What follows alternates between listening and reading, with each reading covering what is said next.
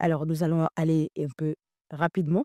Et député à l'Assemblée territoriale de 51 à 56, Premier ministre de la République autonome de 56 à 58. Quel type d'homme politique était-il, Monsieur Cousin?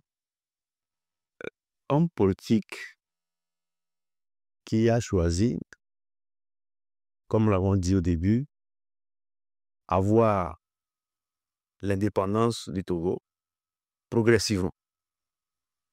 Mais donc, dans le cas de l'accompagnement de la gestion coloniale. Donc, c'est dans ce sens-là qu'il a orienté sa politique, même si, à un moment donné, nous constatons que la gestion n'était pas toujours d'accord avec lui, comme vient de le dire le collègue Tibé. Donc, il a choisi l'indépendance progressive du Togo avec l'accompagnement de la gestion. Donc, c'est ce type d'homme politique que nous avons comme à l'instar de Nicolas Grunitzky. On en parle déjà dans cette émission, mais revenons tout de même sur les grandes lignes de ce document et c'est avec Sonia Amenipo. Nicolas Grunitzky, 1913-1969, le nationaliste trop prudent ou l'homme de la France. C'est l'ouvrage coécrit par les professeurs titulaires d'histoire contemporaine Kofi Nutepe Tigbe et Konla Cousin. À travers ce document, ces historiens ont voulu retracer la vie de cet homme d'État méconnu ou très peu connu des Togolais. Bien qu'ayant été Premier ministre de 1956 à 1958, puis président de la République togolaise de 1963 à 1967, Nicolas Grunitzky semble effacé de la mémoire collective des Togolais. En dehors de sa famille biologique, de la rue baptisée en son nom à Lomé, de sa tombe Justin, la mairie de la ville d'Atatpamé et de sa photo qu'on expose à la place de l'Indépendance et au rond-point de l'ancienne fontaine lumineuse à la date anniversaire de l'indépendance du Togo le 27 avril 1960, l'homme semble soigneusement jeté aux oubliettes, soulignent les deux historiens. Est-ce à dire qu'il n'est pas suffisamment rentré dans la panthéon de l'histoire nationale ou bien cette réalité est le fruit d'une volonté politique de ne pas suffisamment lever le voile sur l'homme qu'il fut et ce qu'il a réussi à apporter au développement du Togo? Il est difficile de l'affirmer selon les auteurs du livre.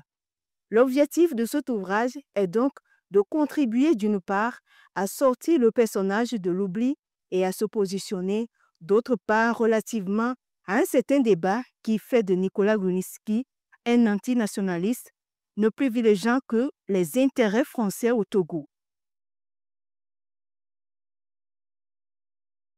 On revient sur ce plateau, chapitre 3.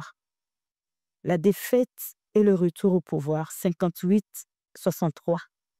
Qu'est-ce qui explique la défaite des progressistes malgré le fait qu'ils soient soutenus par la France?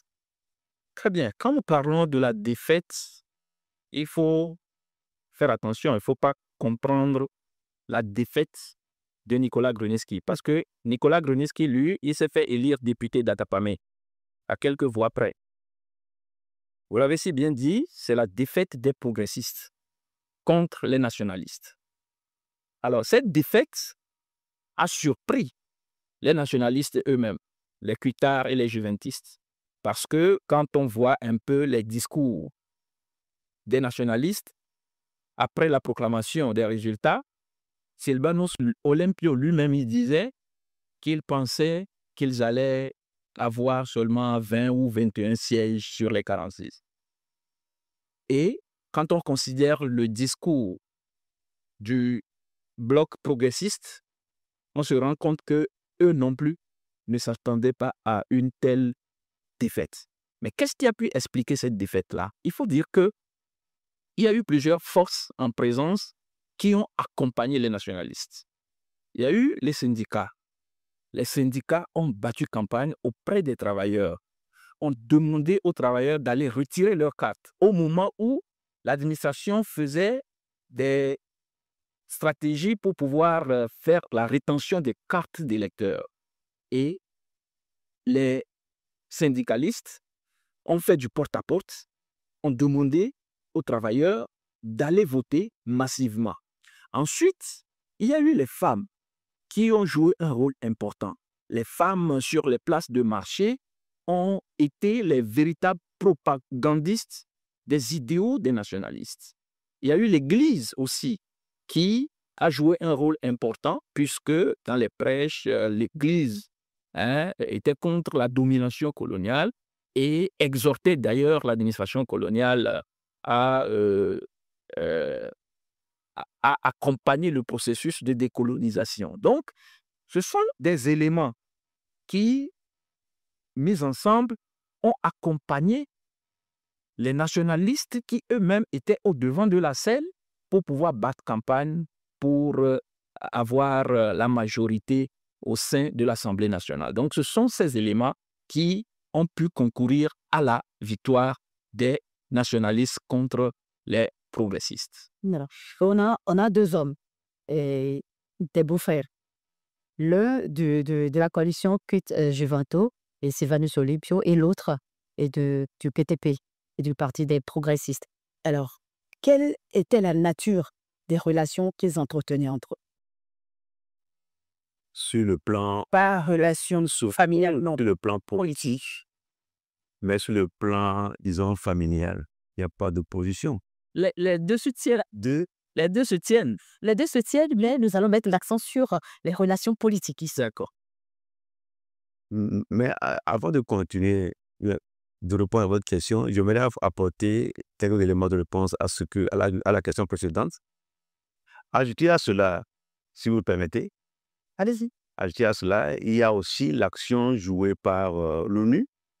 L'ONU qui n'avait pas accepté la proclamation de la République autonome et qui a voulu départager les deux camps. Donc, il y a la pression, disons, internationale qui a joué. Un peu de cela, l'action sur le territoire, c'est-à-dire, il y a, comme elle a parlé, les femmes qui vont faire passer des messages, des actions souterraines qui ont eu lieu pour pouvoir amener les populations à voter pour les nationalistes. Les deux se tiennent du point de vue des relations, mais comme nous le savons, au niveau des partis politiques, les partis politiques ont leur directive. Nous avons choisi l'indépendance immédiate avec les relations totalement en rupture avec la France, mais de l'autre côté, c'est l'indépendance progressive. Donc, sur le plan politique, carrément, les deux hommes politiques se séparent, mais ça n'empêche pas que, au niveau de leurs relations familiales, qu'ils soient là. Donc, on peut dire, politiquement, nous sommes divisés, mais disons, sur le plan relations humaines familiales, nous sommes ensemble. Donc là, vous avez quelque chose à compléter sur? Oui, je veux dire simplement que c'est la politique qui a divisé les deux hommes. Parce que Vinolia, qui est l'épouse de Nicolas Gruniewski, le mariage a été facilité par le couple Olympio. Donc, on ne comprend pas comment est-ce que, assez rapidement, les deux hommes peuvent se détester de cette manière-là. Mais ce que je veux ajouter également, c'est que cette division sur le plan politique a eu des répercussions sur leurs relations familiales. Et Nicolas Gruniewski était ami au docteur Martin Akou. Les deux se connaissaient en France et quand Martin Akou est revenu, il n'hésitait pas à aller visiter Nicolas Gruniewski. Mais vous pouvez imaginer que Sylvanus Olympio appelle un matin Martin Akou et lui dit « Martin, je te dis, Nicolas Gruniewski, c'est notre ennemi. Tu n'as plus le droit d'aller chez lui à la maison. » Je parle de cette phrase simplement pour montrer le niveau de détestation entre les deux hommes. Et je pense que c'est assez grave que la politique puisse diviser à tel point. C'est ça d'ailleurs qui a amené un journal de l'époque, Marchés tropicaux du monde, à appeler le Togo par ce titre, le pays des deux beaux-frères ennemis. Ça veut tout dire.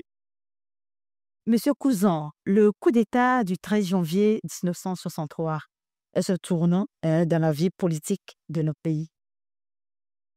La question n'est pas à poser, Je la pose comme ça. oui, Je la pose comme c'est un tournant, c'est Et quelle sorte de tournant? un peu des tournants décisifs et disons dramatiques, surtout qu'il y a eu à la fin la mort du premier président togolais. Et je me dis même que quelque part, la vie politique du Togo aujourd'hui découle en grande partie de cet événement. Puis c'est à la suite là, et cet événement met fin à une équipe qui était au pouvoir, qui animait la vie politique à l'époque. Donc, il y a cette classe politique de métis, des gens du Sud, si on peut le dire ainsi, qui, à partir du 63, ne sont plus à la une, c'est-à-dire au premier plan de la vie politique, et l'avènement de nouvelles hommes politiques, surtout pour militaires, qui vont prendre les choses en main. C'est jusqu'à aujourd'hui, si on peut le dire ainsi. Ouais? Donc, c'est une rupture Jusqu'à aujourd'hui? jusqu'à aujourd'hui, si on peut le dire. Oui. Au fait, C'est vous qui en 2005. En 2005. me dites. Bon, si on peut le dire. Mais oui, bon, moi, si nous prenons les fondements du RPT, c'est parti. Fondé en 1969. L'un des fondements du parti, c'est l'armée. L'armée togolaise constitue un des fondamentaux du parti. Oui, on ne parle plus du RPT aujourd'hui. Oui, il parle du RPT par là. Donc, Voilà, de cette vie. Et pour ça, donc c'est une rupture décisive et dramatique avec l'avènement de nouvelles hommes politiques sur la scène politique, mais aussi une nouvelle orientation. Surtout quand il y a eu la programmation disons, la question du RPT, et on a choisi le 30 août. Hein, le 30 août comme la date de la question du RPT. Ça rappelle le 30 août de la République autonome. On peut dire aussi que c'est un peu le retour sur la scène politique de ceux qui avaient été battus en 58. Ouais, un peu. Donc, ça a été un tournant décisif si je prends seulement ces deux éléments comme élément exclusif de l'événement du 13 janvier 63. voilà, sur ce plateau, nous nous rendons compte que les co-auteurs ont beaucoup de choses à dire. Donc, nous allons procéder à un scindage de cette émission en deux parties. Nous allons faire la première partie aujourd'hui et on reviendra plus tard sur la seconde partie. Alors, nous poursuivons cette première partie donc avec le professeur Tibé et le chapitre 4 intitulé « Les controverses sur le 13 janvier 63, un putsch, un coup d'État militaire, un assassinat ou un complot ». Alors, vous, en tant qu'historien, quelle analyse faites-vous? Quel décryptage faites-vous de ces analyses et de témoignages qui ont été faits et par le passé? Très bien. Je pense que dans ce chapitre-là, nous avons jugé important de donner la parole aux acteurs de l'époque, c'est-à-dire des journalistes, des écrivains, la première dame de l'époque, c'est-à-dire l'épouse de Sylvanus Olympio, Dina Olympio. Ouais. Dina Olympio donc, et les journaux même de l'époque. Il y avait le Figaro à l'époque qui s'est prononcé sur la question. Et donc, quand on voit tout ça, vous me demandez l'analyse que nous faisons en tant qu'historiens, quand on voit tout ça, il y a quelques certitudes qui se dégagent.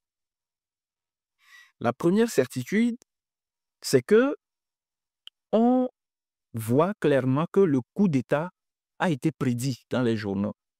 C'est-à-dire que, vu l'allure que prenait la gouvernance de Sylvanus Olympio, il y a eu des journaux de l'époque qui s'inquiétaient de cette gouvernance-là et avaient prédit une fin, une chute tragique éventuelle de ce gouvernement. Ça, c'est la première certitude. La deuxième certitude, c'est que, contrairement à ce que beaucoup de gens ont pensé, en tout cas, moi, ma jeunesse a été bercée par ces discours-là où on disait que quand on a fait le coup d'État, personne n'a levé le petit doigt pour faire quelques revendications que ce soit. En lisant ces témoignages, on se rend compte qu'il y a également une certitude qui se dégage là-bas, puisque Dina Olympio a écrit une lettre le 27 janvier aux chefs d'État africains pour leur demander de mettre sur pied une commission pour investiguer par rapport à ceux-là qui ont assassiné son mari. Malheureusement, la lettre n'a pas eu d'issue, mais on sait quand même qu'elle a écrit.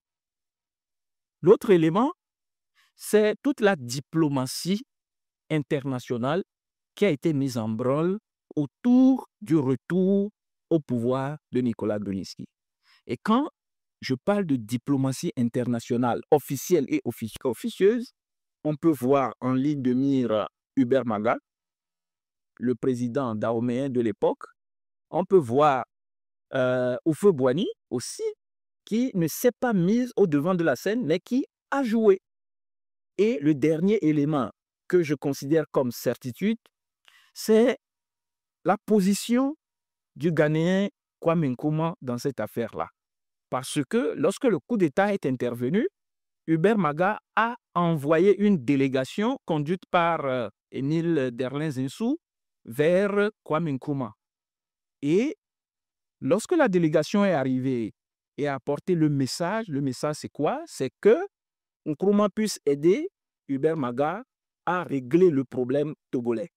Et les émissaires ont rapporté que dès qu'ils sont arrivés et qu'ils ont parlé de l'objet de leur visite, Nkrumah a dit « Mais il s'étonne de ce que Hubert Maga veuille s'ingérer dans les affaires intérieures d'un État souverain. » Et curieusement, il renchérit en disant « Allez dire à Hubert Maga ce que je pense qu'on puisse faire du Togo.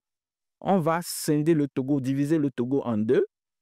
Le Bénin, les Dahomey va prendre une partie et le Ghana va prendre l'autre partie. » Donc cela voudrait dire simplement que Nkrumah, contrairement à tout ce que les gens disaient à l'époque, n'est pas très étranger à ce coup d'État. Quand on sait que le principal adversaire de Nicolas Grunitzky, qui était Antoine Idrissou Meati, était réfugié au Ghana, et quand on sait tous les problèmes de coexistence et de cohabitation qui existaient entre Kwame Nkrumah et Nicolas Grunitzky. Voilà un peu quelques certitudes que nous avons pu dégager à l'analyse en scrutant ces témoignages-là.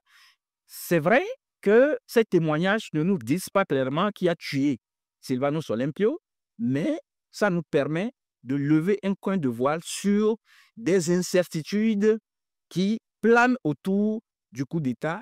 Et je pense que les recherches doivent se poursuivre puisque à ce jour, nous n'avons pas accès aux archives relatives à ce coup d'État-là et nous espérons qu'avec le temps, les archives seront déclassifiées et nous allons pouvoir avoir plus d'éléments pour mieux élucider la situation. Voilà, nous allons faire un dernier tour de table sur ces 3 ou 4 premiers chapitres. On reviendra dans une autre émission sur les 2 derniers et puis les conclusions ou les enseignements qu'on peut en tirer. Alors, la prise du pouvoir par Nicolas Grunitzky et le gouvernement provisoire. Qu'est-ce que vous en dites? Et à la suite de l'événement du 13 janvier, comme le collègue vient de le dire, Hubert Maga s'est mis en action et a réussi à convaincre Grunitzky de revenir prendre les choses en main au Togo. Et Magué, au début de l'invitation, il est arrivé le 14. Et après avoir rencontré sa sœur Dina à Goué, où il a participé à l'enterrement de son beau. Il rencontre également son neveu, Bonito Olympio, qui vient d'être arrêté par un militaire envoyé au Dahomey. Et il arrive et fait un discours où il dit, voilà, je n'en suis pour rien, mais je mets au-dessus de tout l'intérêt de mon pays et j'invite tout le monde à participer dans un cadre de réconciliation pour remettre le Togo sur les rails. Et il va réussir rapidement à mobiliser la classe politique. Et le 5 mai, il fait adopter une nouvelle constitution, 5 mai 63, qui, au fait, il fallait donner un cachet, disons, juridique à son pouvoir. Et cette constitution établit ce que nous appelons le bicéphalisme ou bien le Doumbira, incarné par lui en tant que président et vice-président Antoine Meachi. C'est à ce cadre que le 10 mai, il va prêter serment en tant que, disons, président de la République, de la deuxième République du Togo. Et là, il va s'engager à faire en sorte que le Togo retrouve sa place dans le Conseil des Nations. Mais il a eu des difficultés avec l'OUA, qui était jusque-là très résistant à l'accepter. Il a tenté plusieurs fois de faire le voyage parce que nous savons que Olympio était l'un de ceux qui tenaient à la construction de cette organisation internationale africaine. D'ailleurs, selon les informations, il était en train de rédiger la charte de l'OUA la nuit là, avant qu'il soit attaqué. Donc, les dirigeants les dirigeants africains à l'époque ne voulaient pas accepter Zelensky, mais il va réussir à beaucoup à faire accepter le Togo sur le plan africain et sur le plan européen. Et c'est dans ce cadre qu'il va obtenir beaucoup de financement pour réaliser des infrastructures équipements pour que l'économie du Togo reparte de plus belle. Voilà ce que je peux dire par rapport à cette... Pour clore ce premier volet de l'émission consacrée à Nicolas Grunitzky et professeur Tibé, quel tableau dressez-vous de l'histoire du Togo jusque-là? Alors, l'histoire du Togo, donc l'histoire politique du Togo, qui a commencé effectivement à partir de 1946, avec la naissance des partis politiques, a connu une certaine opposition de deux idéologies contradictoires sur la forme, puisque dans le fond, on l'a dit, l'objectif terminal était le même. L'idéologie des nationalistes qui voulaient avoir l'indépendance ici et maintenant, et l'idéologie des progressistes qui n'étaient pas foncièrement contre l'indépendance, mais voulaient être beaucoup plus prudents et évoluer de façon progressive vers cette indépendance-là. Alors, c'est ça qui a alimenté la vie politique togolaise de 1946 à 1960. Et à partir de 1960, Sylvanus Olympio, nommé Premier ministre en 1958, ayant prêté serment le 16 décembre 1958, devient président de la République de fait, puisqu'il n'y a pas eu d'élection qui l'a consacré président. C'est à partir du 9 avril 1961 qu'il va y avoir une élection au cours de laquelle il devint président de droit. Mais ce qui va se passer, c'est que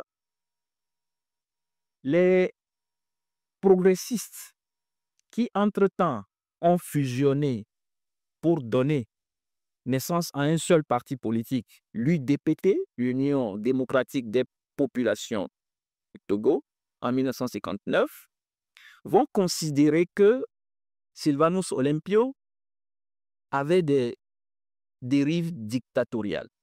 C'est-à-dire que son pouvoir était en train de s'orienter vers un autoritarisme. Pourquoi? Parce qu'il y a eu une ordonnance qu'il a prise le 12 janvier 1962 et cette note dit clairement que les autres partis politiques ne doivent plus travailler sur le territoire togolais, ne doivent plus exercer sur le territoire togolais, sauf le PUT, le Parti de l'Unité togolaise. Et donc, cette dérive autoritariste a fait que, finalement, de façon anticipée, le Togo a opté pour un parti unique de fait. Et c'est cela qui va faire en sorte que, sur le plan intérieur, il va y avoir une certaine forme de mécontentement. Des gens ont critiqué la façon dont Sylvanus Olympio gouvernait le pays. Beaucoup d'opposants étaient obligés de prendre le chemin de l'exil. Et finalement, on va arriver au coup d'État du 13 janvier 1963. Et lorsque le coup d'État arrive, on l'a dit, on a fait appel à Antoine Meachi et à Nicolas Grunitzky. Ils arrivent, mais ce qui se passe, c'est que après les élections du 5 mai 1965, Nicolas Grunitzky va vouloir 1963, on l'a dit, le 5 mai 1963, Nicolas Grunitzky va vouloir faire ce que l'on appelle la réconciliation des Togolais. Et à ce niveau, on s'est rendu compte qu'il a plutôt opté pour la justice des vainqueurs. Parce que la réconciliation a été faite sur un seul plan, en privilégiant les progressistes qui, selon lui, avaient été victimes des exactions des nationalistes entre 1958 et 1963. Donc, quand on voit tout ça, on peut dire que les problèmes que nous avons aujourd'hui, au sein de la société togolaise, les antagonismes, les hommes politiques qui ne s'entendent pas du tout, ces problèmes-là proviennent de ces premières heures de l'indépendance togolaise. Voilà, nous allons nous arrêter ici pour ce premier volet. 2ATG. Ensemble, Ensemble, écrivons l'histoire audiovisuelle du Togo.